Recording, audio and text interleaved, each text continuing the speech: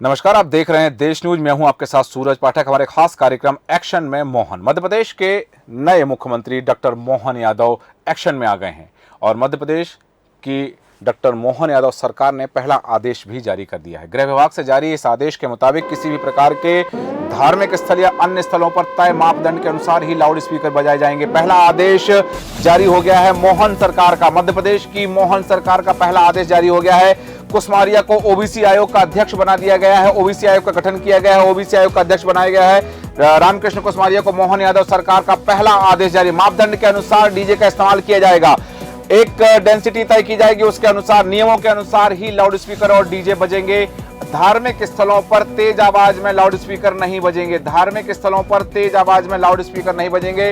मोहन यादव की कैबिनेट का पहला फैसला, पहली कैबिनेट पहला फैसला जिस तरह से जारी किया गया है। एक्शन में दिख रहे हैं डॉक्टर मोहन यादव। डॉक्टर मोहन यादव मध्य प्रदेश के नए मुख्यमंत्री एक्शन में है। धार्मिक स्थलों में लाउड स्पीकर के प्रयोग की बात कही गई है कि डेंसिटी तय की जाएगी, नियमों के अनुसार ही बजेंगे और ज्यादा आवाज नहीं होगी। मोहन यादव सरकार का पहला आदेश जारी किया गया है। तय मानकों के आधार पर ही बजेंगे लाउड स्पीकर। ज्यादा तेज आवाज में लाउड स्पीकर नहीं बजाए जा सकेंगे। शिकायत पर उड़नदस्ता करेगा जांच। आपको बता दें कि जिला स्तर पर 3 सदस्यीय उड़नदस्ता गठित किया जाएगा। शिकायत की जांच 3 दिन में पूरी की जाएगी। ऐसे धार्मिक स्थलों की सूची बनाई जाएगी जहां तय मानकों से ज्यादा तेज आवाज में लाउड स्पीकर बज रहे हैं। ध्वनि विस्तारक यंत्र और डीजे बजाए जाते हैं जहां पर उनकी सूची बनाई जाएगी और इसकी रिपोर्ट 31 दिसंबर 2000 तक सबमिट की जाएगी। इसके लिए जिला स्तर पर वीकली रिव्यू मीटिंग ली जाएगी और आदेश के मुताबिक धर्म गुरुओं से संवाद और समन्वय के आधार पर लाउड स्पीकर को हटाने की कोशिश की जाएगी। बुधवार शाम को डॉक्टर मोहन यादव ने मंत्रालय पहुंचकर कार्यभार संभाल लिया है और कार्यभार संभालने के बाद में पहला आदेश जारी किया है। हालांकि विधिवत पूजा अर्चना करके उन्होंने मुख्यमंत्री की जो कक्ष है वहां पर कार्यभार संभाला और इस दौरान उप मुख्यमंत्री जगदीश देवड़ा और उप मुख्यमंत्री राजेंद्र शुक्ला मौजूद रहे। साथ ही मुख्य सचिव वीरा राणा मौजूद रही हैं। इसके साथ ही मुख्यमंत्री डॉक्टर मोहन यादव ने पहली राजनीतिक नियुक्ति भी कर दी है। रामकृष्ण कुसमारिया को पिछड़ा वर्ग आयोग का अध्यक्ष बना दिया गया है। आदेश जारी होते ही कुसमारिया ने पदभार भी संभाल लिया है। मुख्यमंत्री पद की शपथ लेने के बाद मुख्यमंत्री डॉक्टर मोहन यादव ने कैबिनेट की पहली बैठक की है जिसमें कई अहम निर्णय लिए गए हैं। हर जिले में प्रधानमंत्री एक्सीलेंस कॉलेज खोले जाएंगे। नियमों के खिलाफ खुले में संचालित मांस या अंडे की दुकानों पर सख्ती की जाएगी। लाउड स्पीकर और डीजे के इस्तेमाल को लेकर अहम आदेश जारी किया है। कैबिनेट में जो निर्णय लिए गए हैं, तय मापदंड के अनुसार लाउड स्पीकर बजाए जाएंगे। खुले में मांस या अंडे की दुकानों पर सख्ती होगी। नियमों के तहत किया जा सकेगा व्यवसाय। साथ ही आपको बता दें कि हर जिले में प्रधानमंत्री एक्सीलेंस कॉलेज खोले जाएंगे जहां नई शिक्षा नीति के तहत सभी प्रकार के कोर्स की पढ़ाई की जाएगी। छात्र की डिग्री और मार्कशीट के लिए डिजिटल लॉकर की व्यवस्था की जाएगी और दस्तावेज का एक सुरक्षित डाटा बनेगा। सभी कॉलेज यूनिवर्सिटी इसे चेक कर सकेंगे। सभी 52 निजी महाविद्यालय यूनिवर्सिटी की बात करें, सभी 52 निजी यूनिवर्सिटी और 16 सरकारी यूनिवर्सिटी में यह कानून लागू होगा। साथ ही आलतन अपराधियों पर सख्ती की जाएगी, दंडात्मक कार्रवाई की जाएगी। अगर ऐसे अपराधी जमानत पर बाहर आएंगे तो उनकी जमानत निरस्त कर दी जाएगी। साथ ही एक बड़ी खबर और है कि तेंदुपत्ता बोनस जो है प्रति बोरा 3000 रुपए से बढ़ा करके 4000 रुपए करने का निर्णय लिया गया है। आपको बता दें कि नियमों के दायरे में बजेंगे लाउड स्पीकर और डीजे। क्या कहा है मध्य प्रदेश के नए मुख्यमंत्री डॉक्टर मोहन यादव ने, हम आपको सुनाते हैं। आज इस पहली कैबिनेट के बाद में मैं आप सबका स्वागत करता हूं। विलंब से बात आई, इसकी मैं थोड़ी क्षमा चाहता हूं। 2, 3, 4 बड़े, वैसे तो हमने काफी निर्णय आज किए हैं इस कैबिनेट की बैठक में, जिसके माध्यम से दूरदृष्टि से, दूरगामी दृष्टि से स्टेट के लिए वो बड़े सबके लिए हित में भी रहेंगे। कुछ उल्लास के और अच्छे भी निर्णय हुए हैं। जैसे फूड सेफ्टी नियम लागू होने के बाद खुले में मांस या अंडे की दुकान चलाना, ये भारत सरकार ने भी इसमें दिशा निर्देश जारी किए हुए हैं। इस चीज को कड़ाई से लागू करने के लिए हमने कैबिनेट में इसके संबंध में तैयारी करने के लिए कहा है और चूंकि इस दिशा में योग्य प्रकार से जन जागरण भी हो जाए और जिनको ये बिजनेस करना उनको उसके दायरे भी बता दिए जाए, कैसे करना है, क्या करना है, उनको भी इन सारी बातों के अवेयरनेस के साथ। लेकिन शासन के स्तर पर हमने निर्णय किया है कि ये चीजों को लेकर के जनता की सुरक्षा भी जरूरी है और जिनका व्यवसाय करना है या जिनको इसको खाद्य पदार्थ के उपयोग में लेना है तो वो उनकी जान भी जोखिम में नहीं डालें। एक निर्णय हमने किया है कि हर जिले के अंदर युवाओं के लिए एक एक्सीलेंस कॉलेज बनाया जाए, जो सभी प्रकार की नई शिक्षा नीति के माध्यम से सभी कोर्स की वो पढ़ाई वहां हो सके। लगभग 52 कॉलेजों का चयन हम कर रहे हैं। अगले सत्र से ये सभी कॉलेज चालू करेंगे, जिसमें सभी प्रकार के कोर्स, अगर वो डिग्री है तो पीजी होंगे, बस की व्यवस्था होगी और प्रधानमंत्री एक्सीलेंस कॉलेज के नाम से उनको जाना जाएगा। एक निर्णय हमने किया कि ये जो डिग्री, मार्कशीट और ये सब डॉक्यूमेंट्स को अवेयरने के लिए बच्चे परेशान होते हैं, कई बार जाने आने के लिए सारी झंझटें होती है, कई बार नकली लोग बना लेते हैं, तो डिजी लॉकर चालू करा रहे हैं। हमारे सभी प्राइवेट यूनिवर्सिटी, सभी कॉलेजों में दस्तावेजीकरण के आधार पर हर एक कोई किसी को चेक भी कर सकेगा और उनका अपना दस्तावेज का वो सुरक्षित एक डाटा भी बनेगा। तो सरकारी 16 यूनिवर्सिटी, 52 प्राइवेट यूनिवर्सिटी, सभी में इसको लागू करने के संबंध में आज निर्णय किया है। एक आदतन अपराधी जो बार बार अपराध करता और छूट जाते हैं, इनके लिए होम डिपार्टमेंट से कहा है तो 437, 38, 39 के अंतर्गत सीआरपीसी में इन पे दंडात्मक कार्रवाई करते हुए उनकी अगर जमानत भी होगी तो जमानत निरस्त कराएं, ताकि क्राइम पे कंट्रोल करने की दिशा में लॉ एंड ऑर्डर की दृष्टि से बड़ा महत्व का निर्णय है। एक प्रदेश में वैसे तो सबको मालूम है, सुप्रीम कोर्ट ने गाइडलाइन दी है ध्वनि विस्तारक यंत्रों को लेकर के। तो ध्वनि विस्तारक यंत्रों को तो अपनी तय समय सीमा के अंदर और जो उनकी मर्यादा उसमें उनको अपनी उपयोग करना चाहिए। उस नाते से हम कोशिश करेंगे कि ये, लेकिन कुछ कुछ जिलों में अलग अलग स्थिति भी है। तो एक यूनानिमस सैद्धांतिक रूप से तो हम सहमत हैं, लेकिन अगर ऐसा लगता है कि जहां कोई परमिशन की जरूरत पड़ेगी तो वो परमिशन पे हम जाएंगे। अदरवाइज बगैर परमिशन कोई चला, इसको हम पसंद नहीं करेंगे।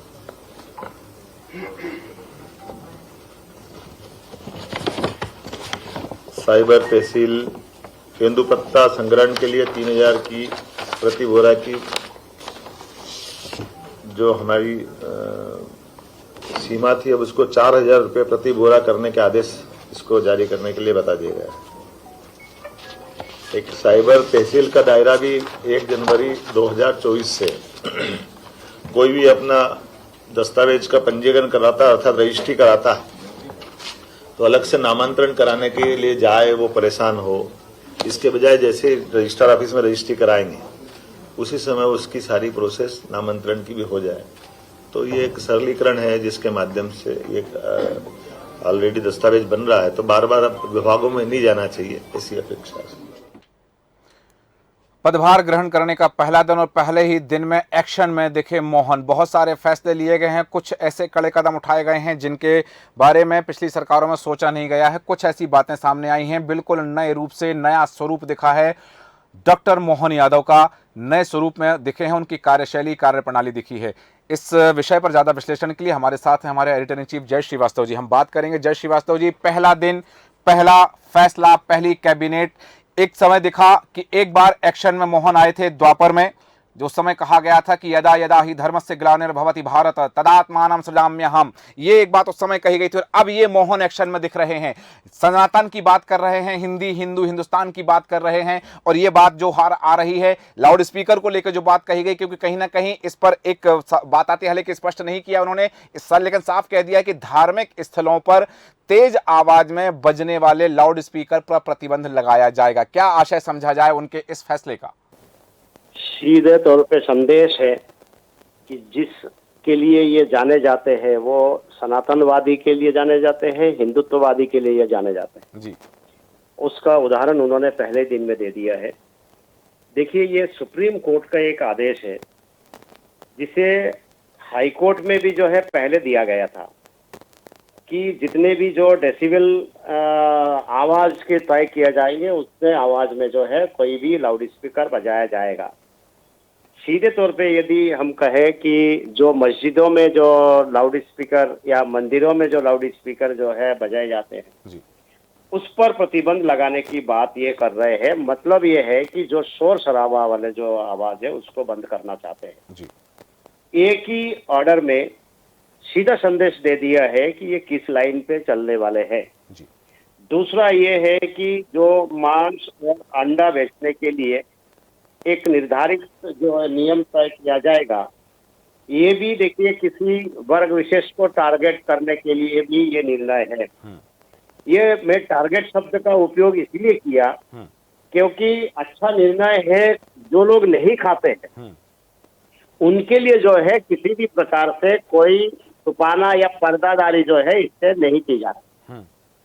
इसी कारण से उम्मीद करते हैं कि मांस जो खुले में बिकने वाले जो मांस है उस पर प्रतिबंध हो, इनके लिए एक स्थान निर्धारित हो जहां जो नहीं खाने वाले हैं वहां वो नहीं जाए और जो खाने वाले हैं वहां से उनको उपलब्ध हो जाए।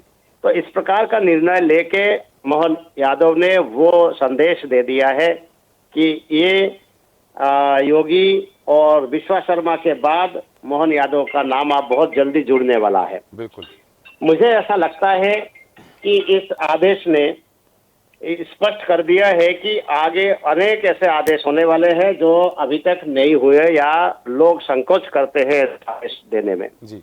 एक और चीज जो है, ये शिक्षा मंत्री रहते हुए इनके दिमाग में रहा होगा कि ऐसा कॉलेज होना चाहिए, ऐसे यूनिवर्सिटी होना चाहिए हर जिले में जहां हर प्रकार के जो है पढ़ाई वहां पर हो सके। जी।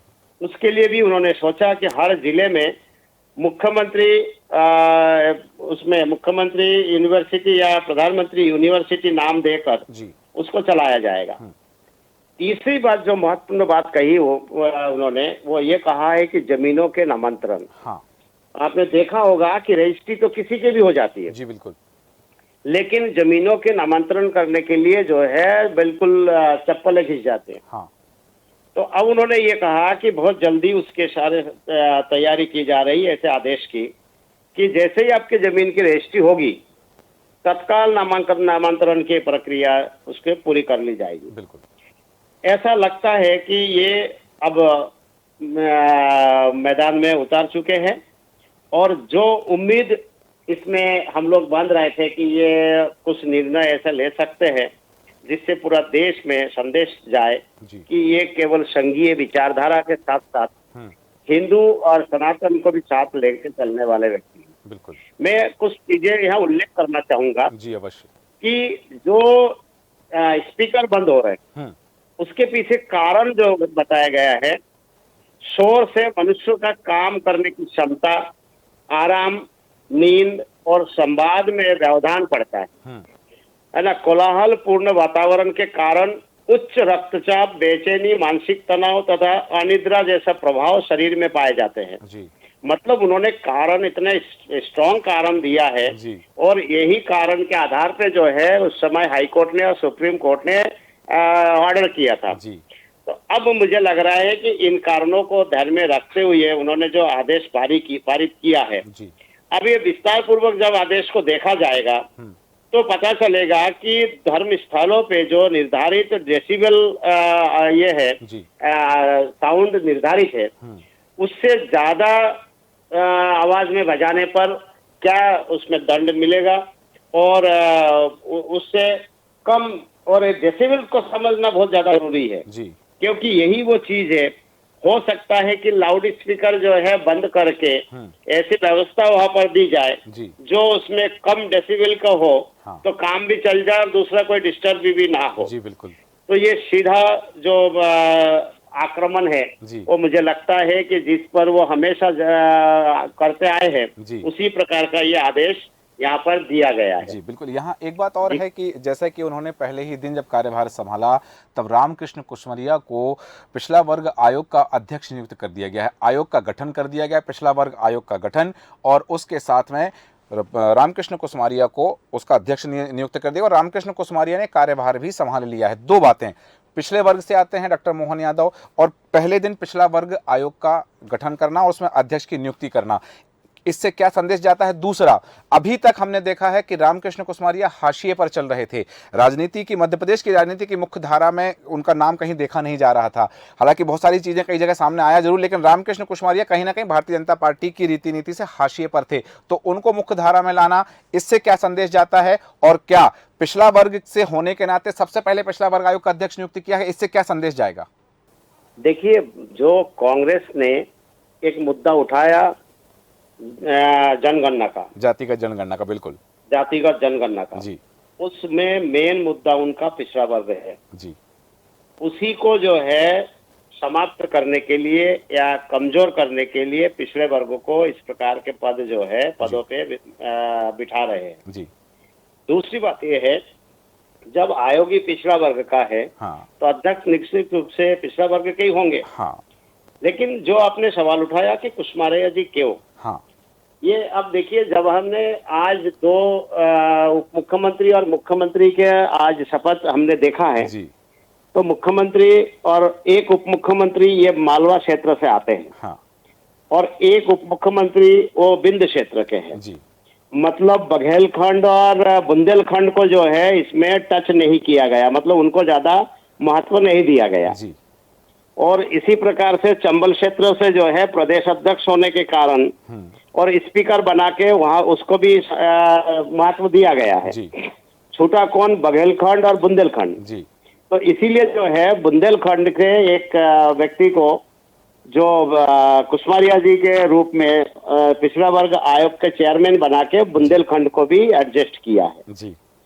तो मुझे ऐसा लगता है कि जो आने वाला समय है जी उस समय में बघेलखंड और जो जबलपुर के एरिया है जी उस क्षेत्र में भी जो है कुछ ना कुछ बड़े पदों से वहां पर नवाजा जाएगा, जी क्योंकि आने वाले समय में लोकसभा का इलेक्शन भी है हाँ और टारगेट 29 भी है। जी तो मुझे ऐसा लगता है कि इस प्रकार के निर्णय जो है मोहन यादव ने लिया है जी और आगे हमको और देखने को मिलेगा। और जल्दी ही जी जो एक शब्द का उन्होंने उपयोग किया कि धर्म गुरुओं से बात करके जी उतारने के लिए, लाउड स्पीकर खत्म करने के लिए भी बात की जाएगी। हाँ तो लगता है कि वो अभी एक्शन मोड पे है और बहुत जल्दी और भी ऐसे निर्णय लेंगे। जी और मोदी और आपके योगी और विश्वा शर्मा के जो लाइन है जी उस लाइन को ये और बढ़ाने का काम करेंगे। बिल्कुल। जहाँ जैसा कि आपने उल्लेख भी किया कि ये योगी की लाइन, मोदी की लाइन और विश्वा शर्मा की लाइन पर आगे बढ़ सकते हैं, तो जहाँ बुलडोजर बाबा के नाम से जाने जाते हैं वहीं ये उसमें आ जाएंगे कि ये यहाँ शांति कायम कर रहे हैं। यहाँ एक बात हालांकि पहले जिक्र किया आपने, टारगेट का जरूर किया कि टारगेट किया जा रहा है, क्योंकि जो लोग नॉनवेज नहीं खाते हैं वो ऐसी गलियों में जब कहीं पहुंच जाते हैं जहां खुले में मांस की बिक्री हो रही है, खुले में अंडों की बिक्री हो रही है, तो वहां असहज महसूस करते हैं। इस पर मैं चाहूंगा कि थोड़ा और प्रकाश डालें कि इस नियम को पारित करने में, पहले आदेश में, पहली कैबिनेट में इस तरह की बात करने का जो संदेश वो देना चाहते हैं, क्या वर्ग विशेष के लिए है, पूरे प्रदेश में किस तरह का माहौल बन जाएगा इस आदेश के बाद? देखिए, मुद्दा बड़ा है, हर छोटे छोटे शहरों से जो है ये जुड़ा हुआ मुद्दा है जी, इसीलिए जो है ये बहुत संवेदनशील भी है। लेकिन इसको कानून बनाने की जरूरत क्या थी? क्योंकि आप थोड़ी देर के लिए सोचिए कि लोगों को समझना चाहिए, एक दूसरे के सम्मान में निर्णय लेना चाहिए। जी, इसके लिए कानून क्यों बनाना पड़ रहा है आज मुख्यमंत्री को? क्योंकि एक वर्ग विशेष इस प्रकार के इस क्षेत्र में है, जी, पूरे मध्य प्रदेश नहीं पूरे देश में है, जो दूसरे की भावनाओं की कदर नहीं करते। इसीलिए कानून बनाना पड़ता है। अगर सोचिए कि पहले से यदि इसका ध्यान रखा जाता कि यार हम लोग जो चीज खाते हैं वो उन चीजों के जो है यदि बाजार में खुलेआम हम लोग बेच रहे हैं, इससे बड़ा वर्ग जो है ये प्रभावित हो रहा है, तो उनको ऑटोमेटिक समेट के रखना चाहिए था। हाँ। या उसके लिए एक निर्धारित पॉइंट का जो है वो करना चाहिए था कि इस पॉइंट पे ये चीजें मिलना है। तो उससे क्या होता, फिर कानून बनाने की जरूरत पड़ती नहीं है। और ये भी साबित होता है कि हर वर्ग जो है एक दूसरे वर्ग के सम्मान में अपने निर्णय लेते हैं। जब इंटेंशनली भी बहुत जगह आपने देखा होगा, कई जगह मंदिर है तो सामने जो है उसमें आपको मांस बिक्री का दुकान डाल दी। अब मांस बिक्री की दुकान जब डाले तो फिर भावनाएं हाथ तो होगी। हाँ, अवश्य। इन सब चीजों को देखते हुए जो है मोहन यादव ने इस प्रकार का जो है निर्णय लेना उचित समझा। मुझे लगता है कि ये बहुत ही अच्छा निर्णय है। इससे क्या होगा कि न केवल मोहन यादव बहुत जल्द अपने लाइन क्लियर कर देंगे, बल्कि पूरे देश में एक मैसेज देने में भी कामयाब होंगे कि ये किस रास्ते पे जाना चाहते हैं। बिल्कुल सही कहा आपने कि ये चीज़ स्पष्ट हो जाएगी, लाइन क्लियर कर देंगे और पूरे देश को एक मैसेज भी हो जाएगा कि डॉक्टर मोहन यादव किस लाइन पर चल रहे हैं। तमाम विश्लेषण के लिए और जानकारी के लिए बहुत बहुत धन्यवाद। हमारे साथ थे हमारे एडिटर इन चीफ जय श्रीवास्तव जी। जैसा उन्होंने बताया कि बहुत जल्द डॉक्टर मोहन यादव अपनी लाइन क्लियर कर देंगे। और जो बात मैंने कही कि हिंदी हिंदू हिंदुस्तान की बात कही, सनातन की मैंने बात कही, संघ की विचारधारा के साथ साथ में सनातनी विचारधारा को प्रमोट करने की बात जो सामने आ रही है कि मध्य प्रदेश के नए मुख्यमंत्री डॉक्टर मोहन यादव अब एक्शन में हैं। और एक्शन में उन्होंने पहला आदेश जारी किया और पहले आदेश में उन्होंने स्पष्ट कर दिया है कि किसी भी प्रकार के धार्मिक स्थल या अन्य स्थानों पर तय मापदंड से ज्यादा आवाज में स्पीकर डीजे नहीं बजेंगे, उनका इस्तेमाल नहीं किया जाएगा। तय मानकों से ज्यादा तेज आवाज लाउड स्पीकर में नहीं बजाए जा सकेंगे। शिकायत पर उड़नदस्ता जांच करेगा। जिला स्तर पर 3 सदस्यीय कमेटी का गठन किया जाएगा और शिकायत की जांच 3 दिन में पूरी की जाएगी। आपको बता दें कि जो निर्णय लिए गए हैं, साथ ही उन्होंने वह लाइन जो कांग्रेस ने खींच के रखी थी कि जातिगत जनगणना की बात उन्होंने हमेशा कही है, तो जातिगत जनगणना को लेकर के पूरा उद्देश्य कहीं ना कहीं पिछड़ा वर्ग की तरफ था। पिछड़ा वर्ग आयोग का अध्यक्ष बनाकर रामकृष्ण कुसमारिया को, जहां एक तरफ कुसमारिया को मुख्य धारा में लेकर आए हैं, वहीं दूसरी तरफ बुंदेलखंड को उन्होंने मध्य प्रदेश की राजनीति में, जो अभी तक कहा जा रहा था कि बिंद हो गया है, मालवा हो गया है, लेकिन अभी महाकौशल नहीं, तो महाकौशल के लिए भी बहुत जल्दी जगह बनेगी और बुंदेलखंड को उन्होंने जगह दे दी है। अब एक्शन में है, देखना दिलचस्प होगा कि और कौन कौन सी तस्वीरें, किस किस रंग की तस्वीरें हमारे सामने आती हैं डॉक्टर मोहन यादव के एक्शन में। बने रहें देश न्यूज के साथ। नमस्कार।